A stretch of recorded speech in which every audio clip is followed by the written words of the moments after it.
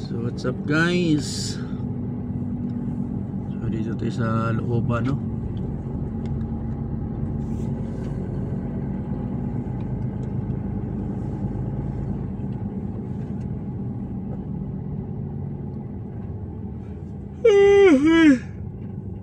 In 1 kilometer keep right towards Burbach Sud.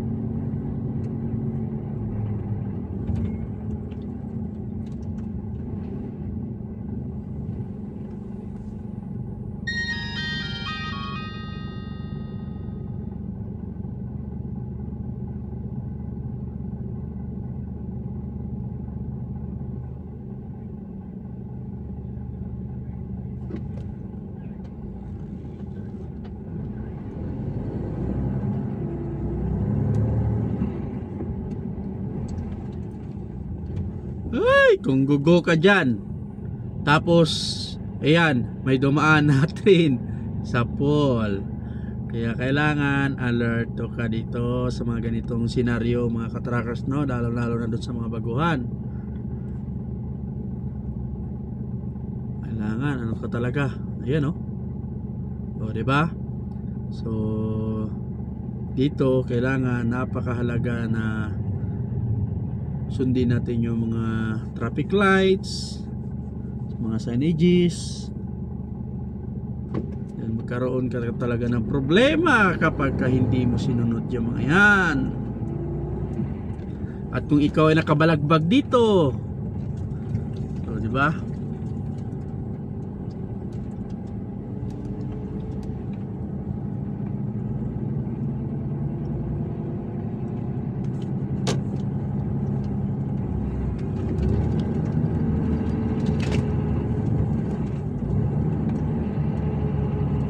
Strasbourg.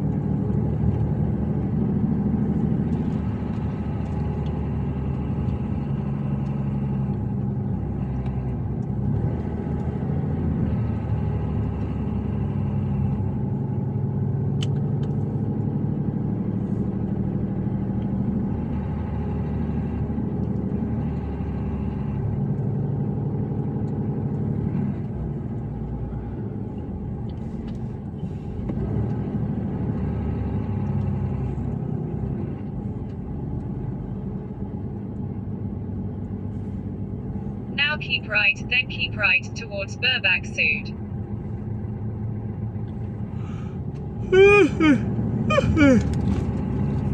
Antok na talaga.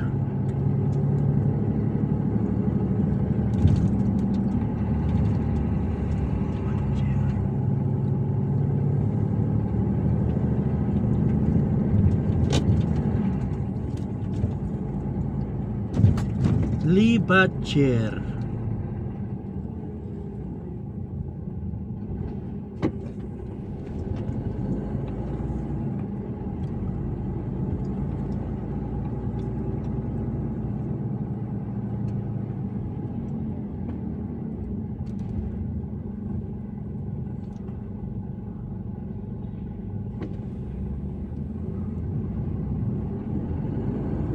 Now keep right towards Burbach Sud.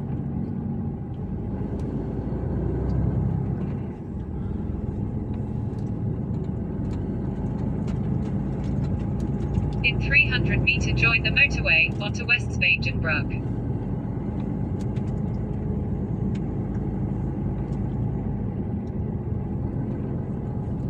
Ay. Antok. Init kasi. Now join the motorway onto Westspagenbroek.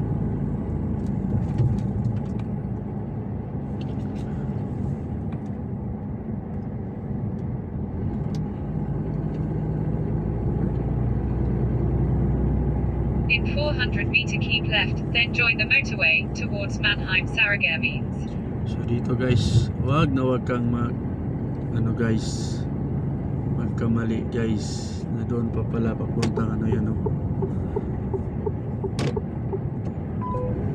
Now keep left, then join the motorway guys, towards Mannheim Sarreguemines. Guys, diba? Doon pa lang nakatingin ka na sa direction by lane sa taas. Kasi kung mapunta dyan sa kabila na yan, oh, may barcode yan, may ano yan, ayan oh. O, diba? Oh, may barcode. So iikot ka na naman doon, magmaniobra ka. So napakahalaga po talaga ang bawat In 600 meter keep left towards Weismarkbrug. So keep left tayo, acceleration lane. So lipat na tayo dito no. Yan, Mannheim.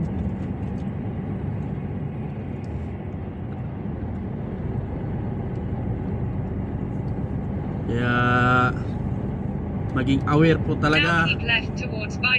Tingin ka sa navigation mo kung saan ang punta mo, then tingin ka sa road markings or sa direction by lane sa taas. So ayan, di ba? Para hindi po tayo maligaw. Kung maliligaw man ay normal po 'yan.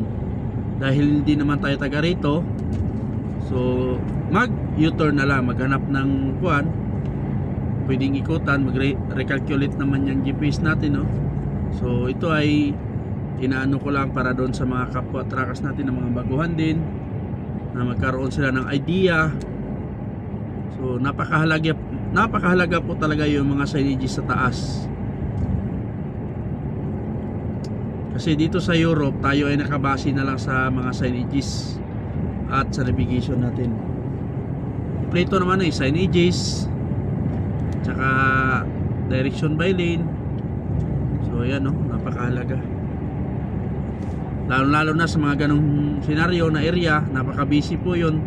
Late nga lang ako nagkuha ng video eh.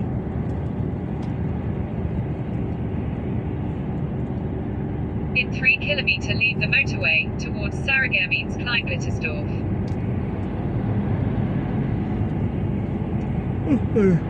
Altok! Grabe. So medyo maganda na yung kalsada dito guys. Hindi kagaya doon kanina. Dapat kanina pa ako kumuha ng video eh.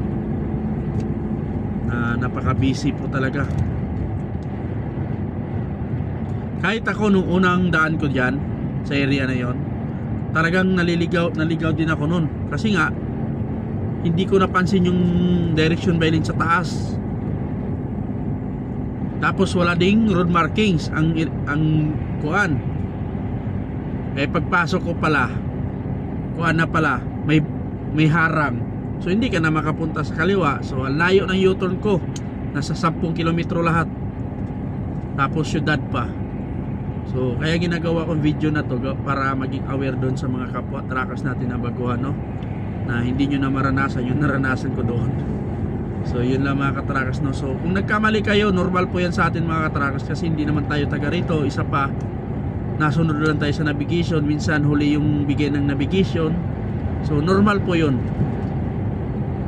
So medyo maganda na yung kalsada natin mga ka-truckers. Diretsuhan na to. Hanggang dito na lang muna ulit yung vlog natin. Maraming salamat sa mga solid followers natin no. So sana huwag kayong magsawa no, dahil yung sasahurin natin sa YouTube, kung mayroong mga deserve na bibigyan natin ng tulong, ay para makabigay tayo no. 800 meters. So kagaya niyan, 800 meters pa pala. So di ba baka makaliko ako diyan, so malayo na naman yung ano. So dito pala ako liliko.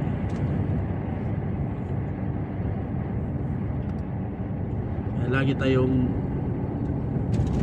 present of mind sa mga ginagawa natin. Now leave the motorway, then keep left towards Sarreguemines Kleinblittersdorf. Dito tayo dapat.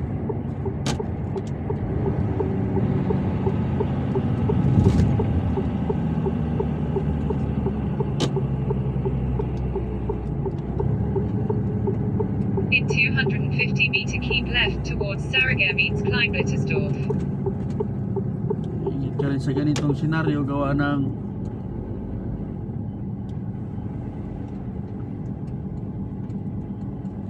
diba? Now keep left, then turn left towards Sarreguemines Kleinblittersdorf. Kung saan yung road markings, kung ikay pakaliwa, pakanan, so pumisto ka. Ay, hanggang dito na lang mga katrakas. Maraming salamat ulit.